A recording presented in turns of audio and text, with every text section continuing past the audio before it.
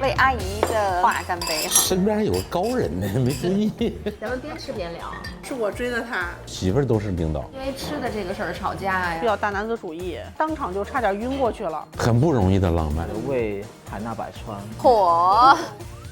Hello， 我是好请人吃饭的山妮儿。上一期我们一起分享了老一辈的爱情，年轻人的爱情是什么样子的呢？阿姨点的鱼头和叔叔点的沙拉，来吧。哎呦，你看，小徐现在进步幅度夹菜了，现学现用。哎，聊聊你们的爱情故事吧。胖胖，你说吧。我们的爱情故事很现代吧？是我追的他，原来是这样。觉得很帅，就很喜欢，但我也不太好意思说，我就一直抓着他跟他聊天啊，就是那种的。你有感觉吗？那时候还没有太多的感觉，是后来我们再次相遇的时候，我们才决定在一起的。慢热，啊，是我特别慢热的一个人。而且他比我年龄小，他比我小3岁。啊，抱金砖呐！哎，真的女大三抱金砖。但是其实当时父母也不太同意，因为当时会想到那个要远嫁这一点。后来小徐过来北京找的你，你没有远嫁，这父母就同意了。对，挣扎了1年多吧，然后我们才决定确定了，我就来北京这边发展了。有缘千里，真就是来相会了。那异地过程中，我们会经常在各个城市见面。对，就属于旅行，然后去吃各种好吃的。很不容易的浪漫。觉得难吗？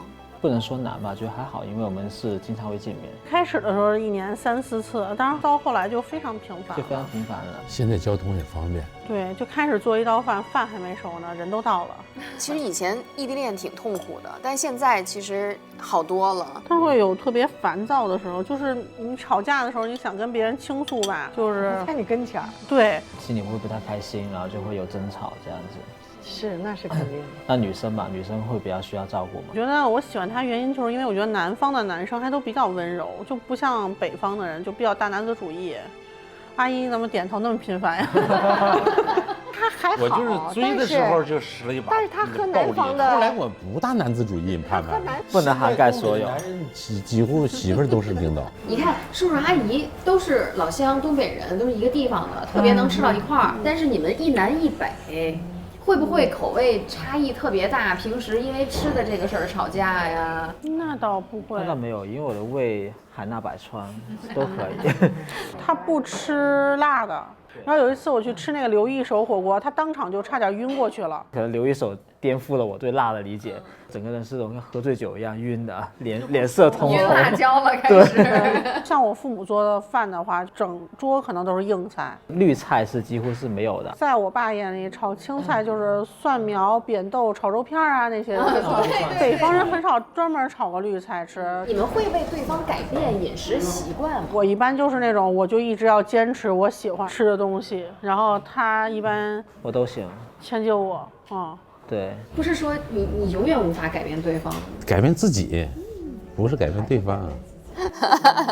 什么时候结的婚啊2020年结的婚，那个时候总是疫情，就婚礼一拖再拖，赶上一个好日子赶快结了。那婚礼是全程都是我们自己买了一些什么拉花啊、纪念照啊、摆台呀、干花呀这些。他们特别心灵手巧，很能干，蕙质兰心。不一样的。婚宴当时你们都吃的什么呀？我特好奇。我们那一次点的大部分都也是手工菜，就是每个人都会有佛跳墙啊、海参呀这些。火。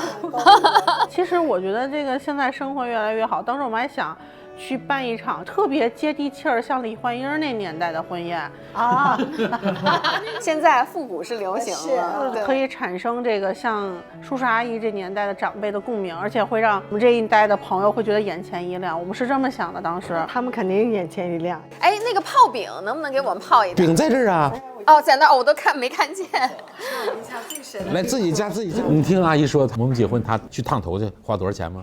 多少钱？1块2，印象特别深。穿个红棉袄，那时候稍微说咱们年代不一样，多快。第一次见他们的时候，他们说小徐把深圳的自己的房子都卖了，然后到北京买了一套房子，房本还写的是胖胖的名字。哇！因为胖胖过来，我觉得都挺值得的。我之前特别感动，我问我婆婆一个问题，我说：“你看她年龄比我小，有一天她如果出轨了怎么办？”我婆婆说：“直接让她净身出户滚蛋。”对，我那天我觉得那真是亲妈，不是她的亲妈。哇，这婆婆太好了。他妈一般都跟我玩的会比较好，出去旅行一般都是跟我出去旅行。对，自从结婚之后呢，就我妈对她的关注特别的多，然后跟她互动啊，去旅行啊，两个人约出去玩啊。经过一段时间的相处之后，最不融洽的就是我了。其实你省了一份大心，就婆媳关系好。啊，是男人幸福的一个重要方面。主要胖胖对我妈也特别的好，所以话他俩的关系就一直处得特别的融洽。能看出他们两家的家风都不错。三观呀，门当户对，我觉得婚姻当中挺重要的。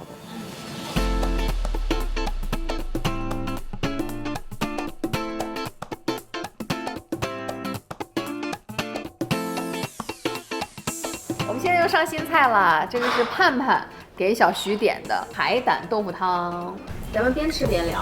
哎，小徐，烤鸭上了啊，我只能提醒到你这儿了。有了宝宝以后，也会把你们自己的这些故事讲给宝宝吗？我会天天讲他爸的丑事儿啊。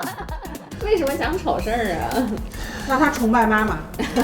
孩子应该多崇拜一下妈妈，因为妈妈毕竟应该是家里比较辛苦的那一个。不想让孩子多崇拜你。我无所谓。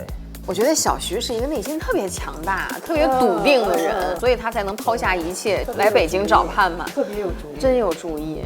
叔叔是有勇有谋。哎呀，这盼盼乐的。其实咱们看错了，他就这些事平时做的肯定很多。是，对，没错。我今天找的这2对嘉宾多好，都这么恩爱。哎呦，太会了，太会了！你们觉得就是情人节它的意义是什么样子的？是一个可以明目张胆要礼物的日子呀。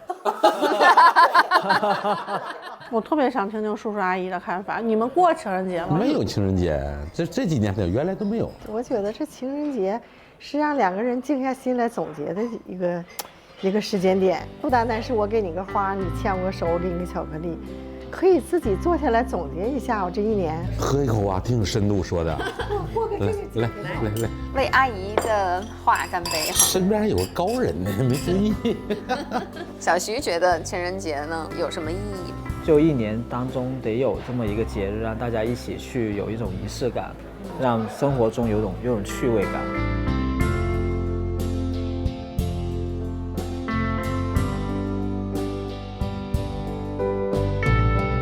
叔叔和阿姨互相敬杯酒吧，敬你们的爱情，敬你们的生活。都在酒里有面。你就幸福啊！哇！那盼盼和小徐，你们也彼此敬一杯呗，敬你们的未来，敬你们的希望。感谢你一直被我欺负。客气，就努力把那个标准执行到位。好嘞。